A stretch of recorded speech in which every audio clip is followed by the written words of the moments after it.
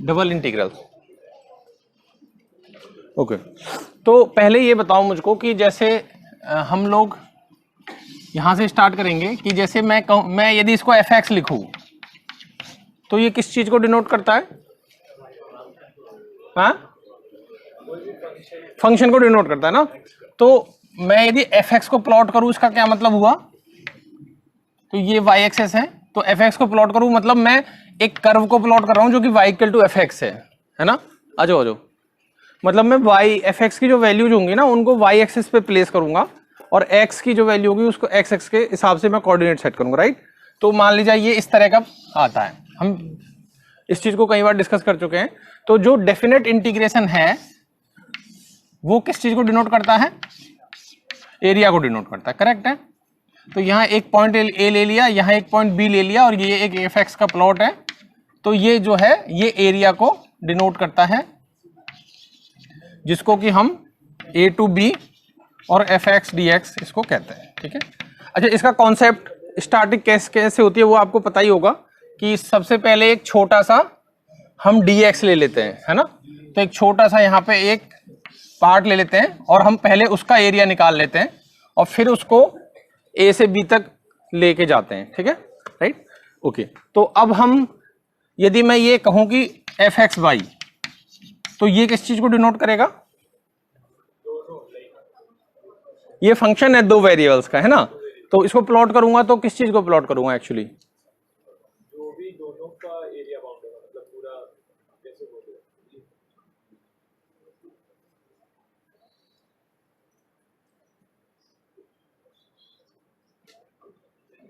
हाँ, मतलब एक्स और वाई का पर्टिकुलर वैल्यू के लिए जैसा कर्व बनेगा तो उसका जो मतलब ये आएगा, तो ये हो गया। पहली बार स्टूडेंट मेरे को छोड़ के किसी और चीज फंस रहे हैं।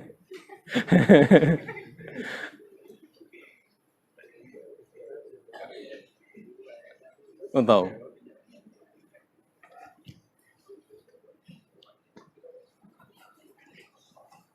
मतलब तुम ऐसा तो नहीं समझते हो कि सारी रेस्पॉन्सिबिलिटी मेरी है आंसर देने की, चाहे आए ना आए बोलना मुझे ही है।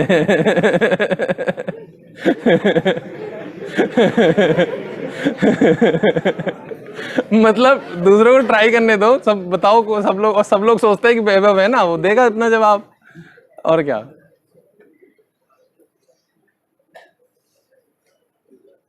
अच्छा, मतलब एक तो किसी ने ये नहीं कहा कि क्वेश्चन ही क्लियर नहीं है, मुझे ऐसा लग रहा है कि शायद क्वेश्चन क्लियर नहीं है उतना, कि एफ एक्स वाई को मैं प्लॉट करूंगा तो क्या चीज में प्लॉट करूंगा, इसका क्या मतलब है, ये मैं पहले पूछ रहा हूं।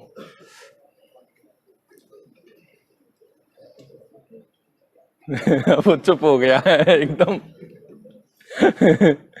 अब कोई कह रहा क्वेश्चन क्लियर नहीं है।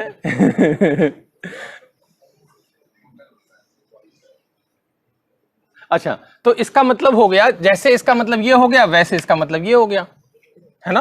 तो ये क्या होगा, एक 3 डायमेंशन में एक प्लॉट हो जाएगा। तो जैसे इसको एक्सेस ले लेते हैं, इसको वाई एक्सेस लेते हैं, इसको जेड एक्सेस ले लेते हैं, तो ये क्या बनेगा, एक प्लॉट बनेगा। तो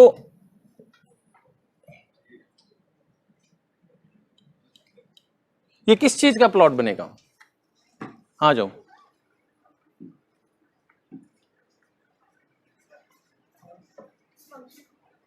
हाँ, तो ये सरफेस बनाएगा कि कर्व बनाएगा?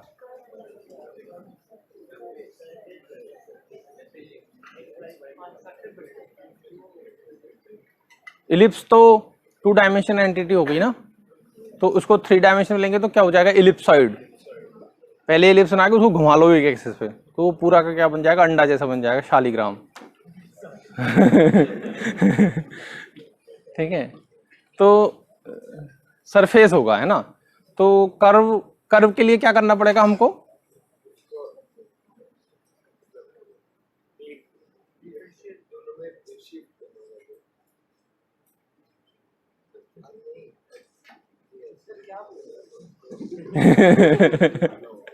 ओके ओके, मैं कह रहा हूं कि जैसे अब हमने ये लिख दिया, जैसे मैं इसको ऐसे लिख दूं कि x3y, है ना, या मैं इसको इस तरीके से लिख देता हूं कि एक्स स्क्वायर प्लस y4।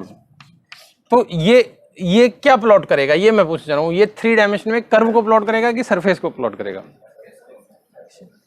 तो ये आपने कैसे नहीं, और कर्व, मुझे कर्व प्लॉट करना है तो उसका इक्वेशन क्या होगा, ये मैं कह रहा हूं।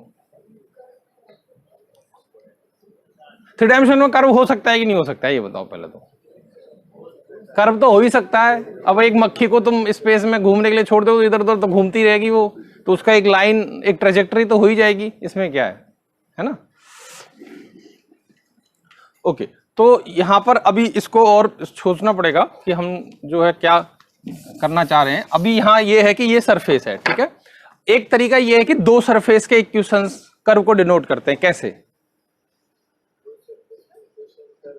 हाँ, आपने पढ़ा भी होगा ना इस तरह के इक्वेशंस, जिसमें एक पहले एक सरफेस रहता है, उसके साथ एक इक्वेशन रहता है, फिर कहते हैं कि टुगेदर ये एक कर्व है।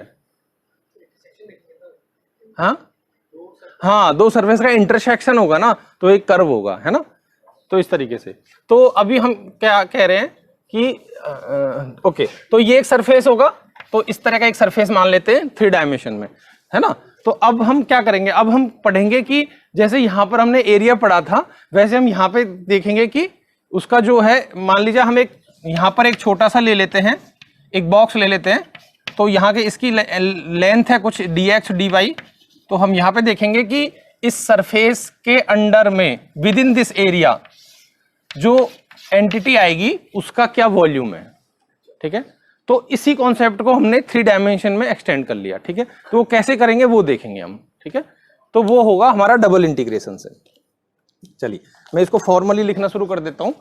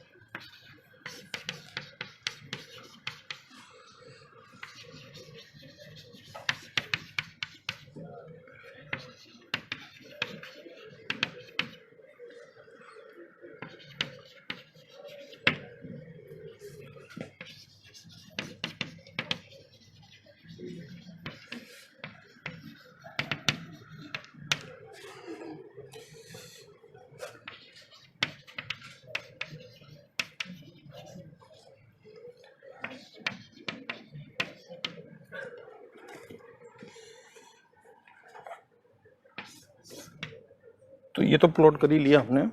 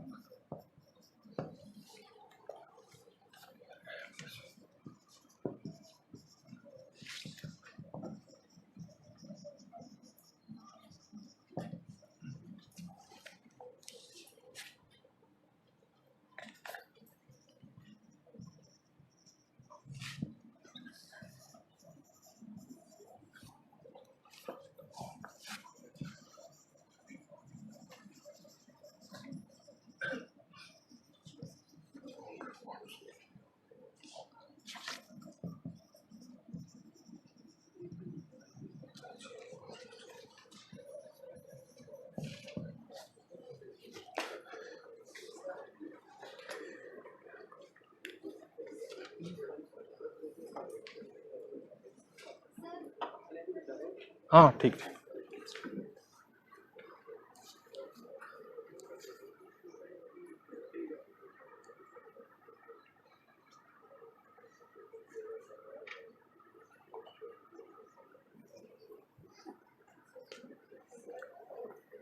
तो जाऊँ?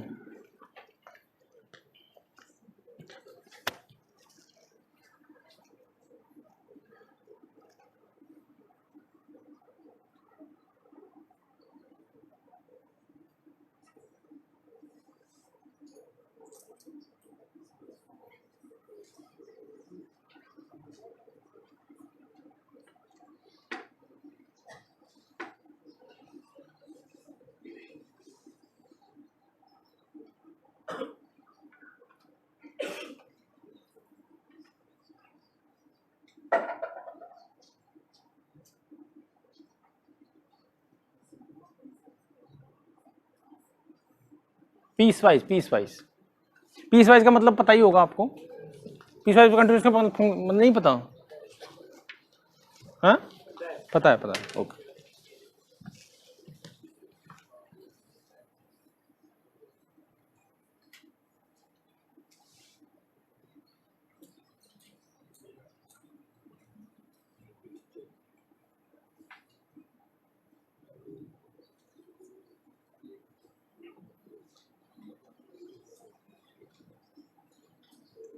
ओके तो कुछ क्वेश्चन मेरे ये है कि जैसे पैरामेट्रिक फॉर्म में हम कर्व ट्रेस करते हैं, कर्व लिखते हैं 2 डायमेंशन में, तो कैसे लिखते हैं? x equal to x t, y equal to y t, है ना? तो 3 डायमेंशन में कर्व का इक्वेशन क्या होगा? z equal to z t. तो वो सरफेस को डिनोट नहीं करेगा। यदि आप नेचुरल एक्सटेंशन ले रहे हैं तो y equal to f x का नेचुरल एक्सटेंशन आपने कर लिया z equal to f x y, तो वहां कर्व था, तो यहां आपका हो गया सरफेस। तो यदि आप x equal to x t, y equal to y t और z equal to z t लेंगे तो क्या वो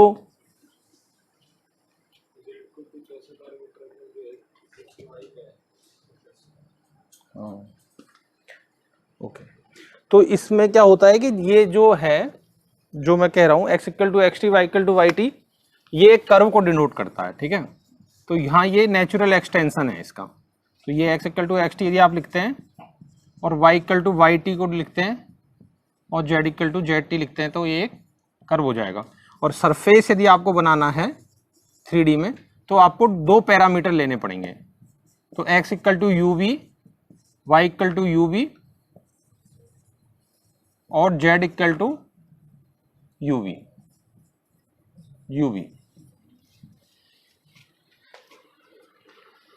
ठीक है? चलो तो हम न्यूमेरिकल प्रॉब्लम पे जंप करते हैं। तो ये तो हमने देख ही लिया कि ये क्या करेगा, डिफाइन करेगा area under volume under the surface. मतलब जैसे आर क्या चीज है यहाँ पे, जैसे पहले तो सिंपल था, ए बी था, तो ए बी की जो लाइन सेगमेंट है उसके अंदर एफ कंटिन्यूस होना चाहिए। अभी आर क्या डिनोट करता है? आर एक एरिया को डिनोट करता है, जो कि कोई जरूरी नहीं है रेक्टेंगल हो, वो ऐसे ऐसे ऐसे कुछ भी हो सकता है। और ऊपर में सरफेस है, ठीक है? तो सरफेस अपना जो लाइन ड्रॉप करेगा उस एरिया पे, सरफेस तो इनफाइनाइट हो सकता है, लेकिन हमको इनफाइनाइट सरफेस से कोई मतलब नहीं है। हमको जो एरिया, हमारा जमीन पर जो एरिया बना हुआ है रैंडम, उसके रेस्पेक्ट में जो सरफेस तक की जो हाइट है उसी का वॉल्यूम लेना है। तो ये डबल इंटीग्रल, तो अब वो कब हो सकता है? अब मैं तुम्हारे क्वेश्चन पे आता हूं कि वो कब हो सकता है कि आपका जो एफ है वो कंटिन्यूअस फंक्शन होना चाहिए, सरफेस जो है वो एक कंटिन्यूअस होना चाहिए विद इन दैट रीजन, ठीक है? ओके। तो अब पहले डबल इंटीग्रल का कॉन्सेप्ट लिख लेते हैं, जो कि मैं समझाया हूं वही लिख रहा हूं।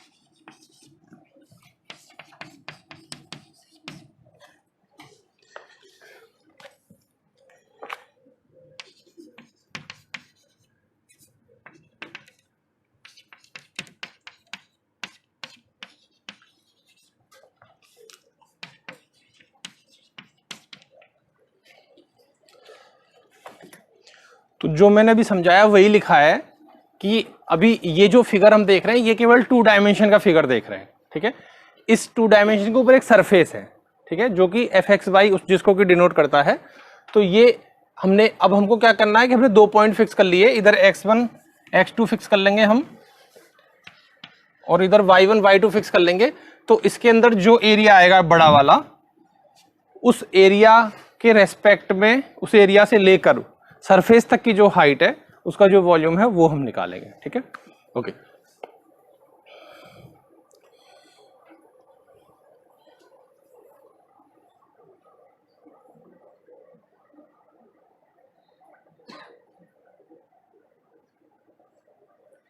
तो इस केस में यहां पर जो हम जिस चीज को पिक्चराइज कर रहे हैं वहां पर ये चीज आसान है। क्यों आसान है? क्योंकि हमने यहां पर x1 x2 और y1 y2 को हमने फिक्स ले लिया है, ठीक है। तो ये एक रेक्टेंगल को शो करेगा, x1 x2 y1 y2 का मैं जो एरिया लूंगा वो रेक्टेंगल शो करेगा। तो इसका इंटीग्रेशन करना आसान है, लेकिन कोई जरूरी नहीं है कि आपका जो बेस स्ट्रक्चर है वो रेक्टेंगल ही हो, वो कोई भी एरिया हो सकता है। और उसके बाद में उस कोई भी एरिया के ऊपर में जो सरफेस है उसका पूरा आपको वॉल्यूम निकालना है, ठीक है। ये डबल इंटीग्रेशन का पर्पज है। क्लोज तो होना ही चाहिए ऑब्वियसली। अभी जैसे यहां पर हमने x1 x2 और y1 y2 को लिया है, अब यदि मैं इसको मिलाऊंगा तो मुझे ये मिलेगा। तो कहने का मतलब ये है कि मैं वॉल्यूम निकाल रहा हूं विद इन दीज बाउंड्रीज, है ना। लेकिन ये ऐसे भी हो सकता है, किसी दूसरे इंटीग्रेशन में हम पढ़ेंगे कि सरफेस तो कुछ और है और इस बेस से लेकर ऊपर सरफेस तक का जो वॉल्यूम है वो हम निकालेंगे, ठीक है। ओके, तो एक प्रॉब्लम देखते हैं। तो पहले हम इसकी प्रॉब्लम करेंगे जहां हमारी लिमिट फिक्स है, ठीक है, वहां हम देखेंगे।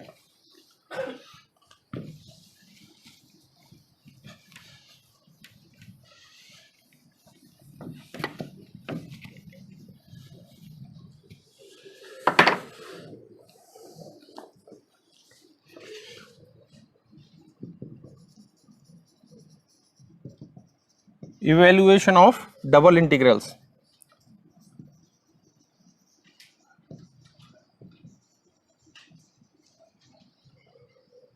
By 2 successive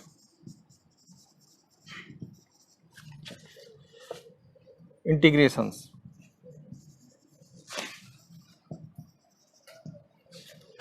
तो पहला है first integrate with respect to x, then integrate with respect to y, और दूसरा है इसका उल्टा, first with respect to y and then with respect to x, ठीक है। ओके, तो एक न्यूमेरिकल प्रॉब्लम देखते हैं। तो न्यूमेरिकल प्रॉब्लम है इवेल्युएट।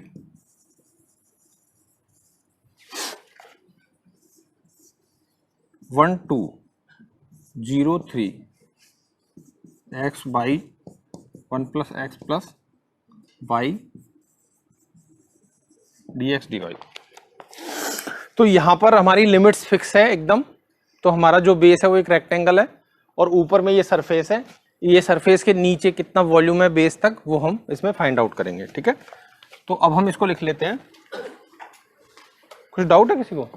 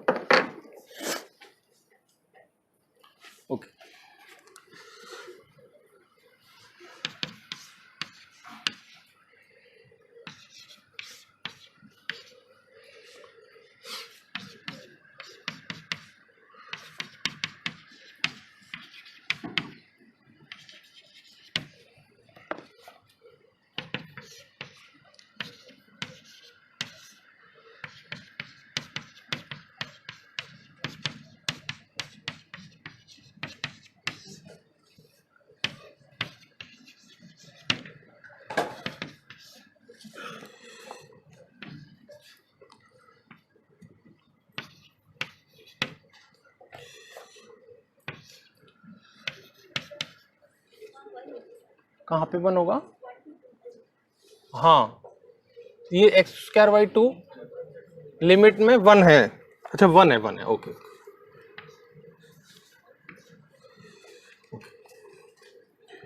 फाइन, 4/2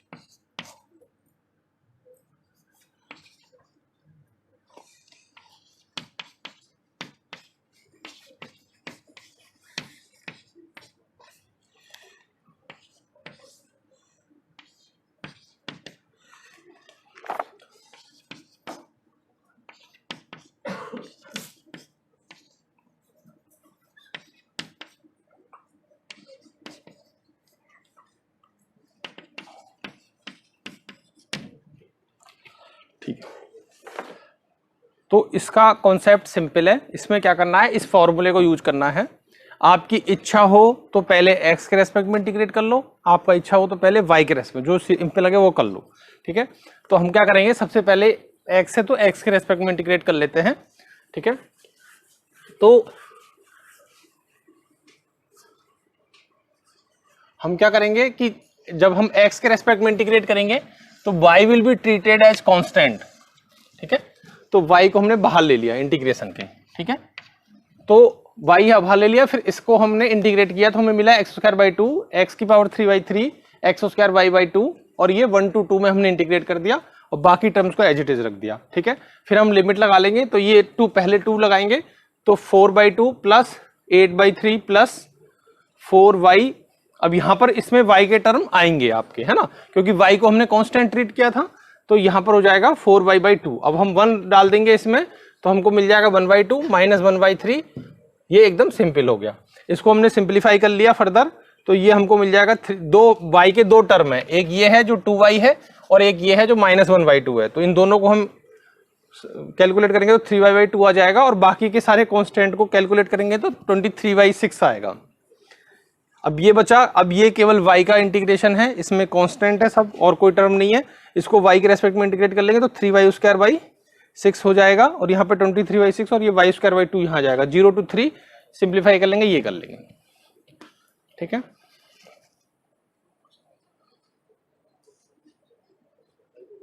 हाँ हाँ, लिमिट का क्या कर दिया मैंने? हाँ, तो लिमिट चेंज करनी है, तो ये आप एक्सरसाइज इसको करो अभी। ठीक है, तो आप क्या करो, इस क्वेश्चन को करो और इसको आप पहले आप y के रेस्पेक्ट में इंटीग्रेट करेंगे y की लिमिट लगा के, फिर x करेंगे x की लिमिट। आंसर सेम आना चाहिए, वही चेक करने के लिए करो।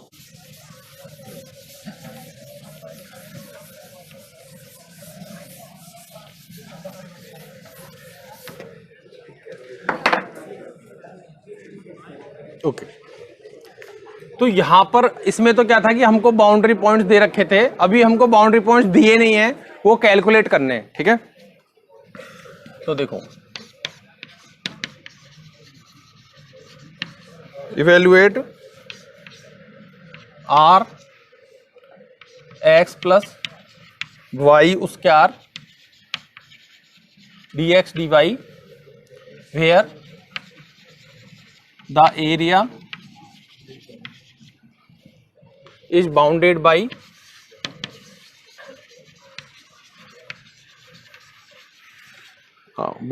the ellipse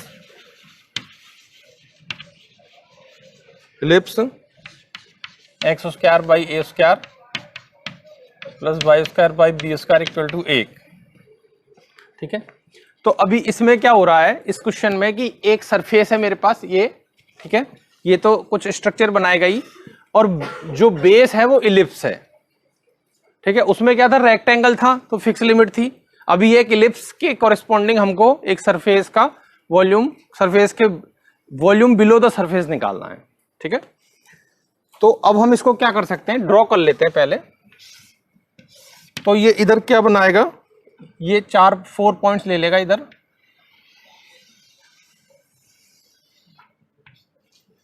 तो यहां पर ले लिया A 0, यहां पर ले लेगा ये 0B, यहां पे ले लेगा ये 0 -B, और यहां पर ले लेगा -A 0, ठीक है।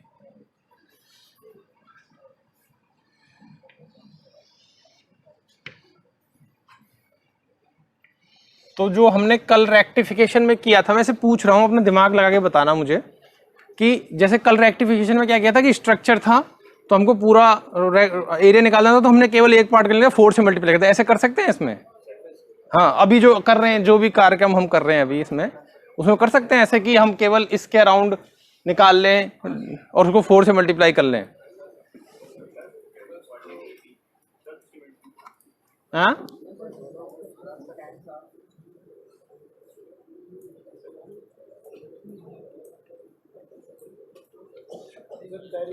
क्योंकि ऊपर सरफेस का कोई रिस्ट्रिक्शन, करेक्ट, वो तो इनफाइनाइट है। करेक्ट। तो अगर हम एक का ले रहे हैं तो बाकी नीचे वाला भी सिमेट्रिकल है, तो ऊपर हम मान सकते हैं कि चारों पार्ट सेम होगा, क्योंकि ऊपर रिस्ट्रिक्शन नहीं है ना सरफेस का। हाँ, सोच के देखो कि चारों पार्ट सेम होंगे कि नहीं होंगे, वॉल्यूम चारों पार्ट्स का सेम होगा, वेरी कर सकता है। ओके, तो नहीं कर सकते क्योंकि वो वेरी कर सकता है ना, इधर ज्यादा ऊपर हो, इधर इस वाले पार्ट में वो ज्यादा ऊपर हो और फिर ऐसे झुका हुआ हो, तो वॉल्यूम चेंज हो जाएगा ना। इस पार्ट का वॉल्यूम इस पार्ट के वॉल्यूम के कोरिस्पोंडिंग सेम नहीं आएगा, क्योंकि ये कैसे जा रहा है आपको पता नहीं है, राइट। आप बोले कि नीचे वाला सरफेस जो है वो एक बाउंड मतलब फिगर होता है, मतलब नीचे वाला जो भी एरिया रहता है, और ऊपर वाला तो इनफाइनाइट है, इनफाइनाइट रहता है, लेकिन वो ऐसे ऐसे है ना, ऊपर वाला ऐसे है। अभी ये जमीन है, इसमें आपने एक एलिप्स बना लिया और ऊपर ऐसे सरफेस है, ऐसे भी हो सकता है। नहीं तो सरफेस का मतलब भी वही हुआ ना प्लेन थोड़ी ले रहे हैं हम, है ना, प्लेन नहीं ले रहे। ये क्या ड्रॉ करेगा, ये कुछ भी ड्रॉ कर सकता है ना 3 डायमेंशन में, तो आप कैसे मान सकते हैं कि ये एक प्लेन ही ड्रॉ करेगा, तब नहीं ले सकते ना। हाँ, ओके। तो अभी हम इसको देखते हैं, तो इसको हम क्या करेंगे, पहले इसका इक्वेशन से हम निकाल। अब इसके 2 तरीके हैं, पहले आप y के रेस्पेक्ट में इंटीग्रेट कर लो, फिर x के रेस्पेक्ट में करो, या पहले x के रेस्पेक्ट में करो फिर y के। लेकिन यहाँ पर जो इंपॉर्टेंट चीज है वो आपको है कि आपको एक यहाँ पर एक वो बना लेना है हल्की सी, जैसे आपने उसमें किया था 2 डायमेंशन केस में, ऐसे करना है। इसको एक हल्की सी पट्टी बना ली आपने।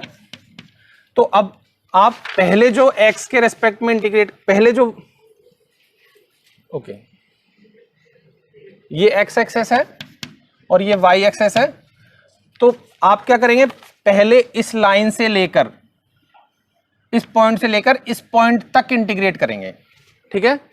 और उसके बाद में जो दूसरा इंटीग्रेशन होगा वो इस पॉइंट से लेकर इस पॉइंट तक करेंगे। तो पहले y के रेस्पेक्ट में इंटीग्रेट करेंगे जो कि इस पॉइंट से इस पॉइंट तक होगा, और फिर x के रेस्पेक्ट में करेंगे जो कि इस पॉइंट से इस पॉइंट तक होगा, ठीक है। तो y के रेस्पेक्ट में जब इंटीग्रेट करेंगे तो हमें x का एक फंक्शन चाहिए, ठीक है। तो x का फंक्शन हमें मिल जाएगा y equal to 1 - x square by a square, और यहां हो जाएगा मेरा अंडर रूट और ये हो जाएगा मेरा b, ठीक है। और ये प्लस माइनस यहां पे आएगा, ठीक है, प्लस माइनस। तो अभी यदि मैं ये कहूं कि ये जो लाइन यहां पर जा रही है जो कि एक कर्व है, इसका इक्वेशन क्या है, हाँ b छोड़ दिया इसमें मैंने, तो इसका क्या इक्वेशन है, नीचे वाली लाइन का, ऊपर वाली का नहीं। हाँ, अभी हमको ये फंक्शन फॉर्म में चाहिए। अब तक तो हमने कर्व के फॉर्म में ये था हमारे पास, अभी हमको चाहिए फंक्शन के फॉर्म में, है ना। तो इसका इक्वेशन है माइनस वाला पार्ट, तो ये जो है -b, ये इसका इक्वेशन है नीचे वाले पार्ट का, और ऊपर वाले पार्ट का प्लस वाला है ना। तो ये हमारा y इक्वल टू हो जाएगा b और 1 - x square by a square. तो हम क्या करेंगे कि पहले इंटीग्रेट करेंगे उसको y के रेस्पेक्ट में इस लिमिट से उस लिमिट तक। जो कि लिमिट, ये लिमिट जो है वो वेरिएबल लिमिट होगी, यहां पर हमको वेरिएबल कंसीडर करना है, ठीक है। अब जो दूसरी लिमिट हम लगाएंगे, अब चूंकि इससे क्या होगा कि ये इसका जो कर्व वाला जो नेचर है वो इसमें इंक्लूड हो जाएगा, तो अब मैं इसको एक्सपेंड कर सकता हूं फिक्स पॉइंट पे -a से +a तक।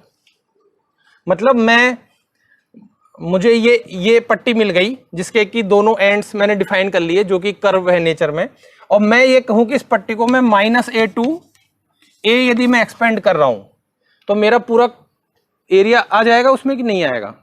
पूरा पट्टी इस जो स्मॉल पट्टी मैंने लिया है वो तो मैंने ले लिया है, उसको तो मैंने इनमें डिफाइन कर लिया है, और अब मैं इसको एक्सपेंड कर रहा हूं -a से +a तक, तो ये मेरा पूरा इलिप्स इसमें आ जाएगा, राइट। अब पहले इससे करके देखते हैं, फिर इसका एक और अल्टरनेट मेथड हम डिस्कस करेंगे जिसमें पट्टी हम ऐसे बनाएंगे और फिर उसको ऐसे एक्सपेंड करेंगे। क्लियर है ना? हाँ, ओके।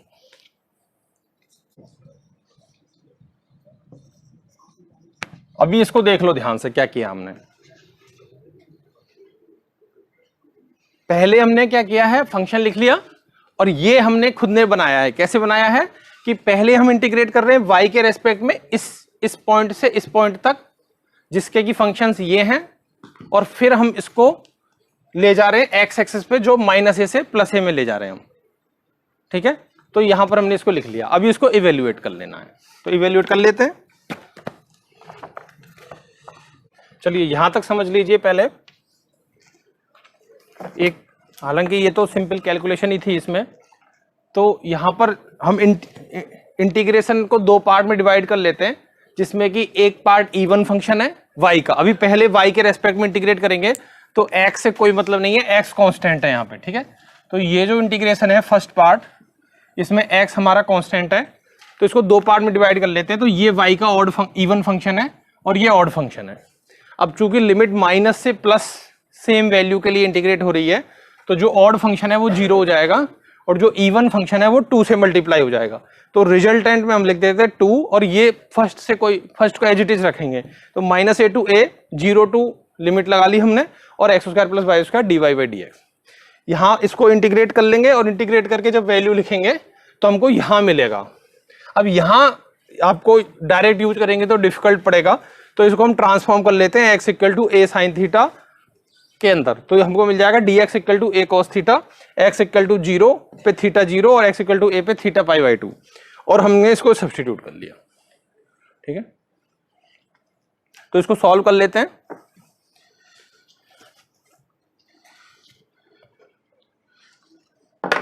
ठीक है, इसको सॉल्व कर लेना आप लोग, ये इजी है सॉल्यूशन, है ना।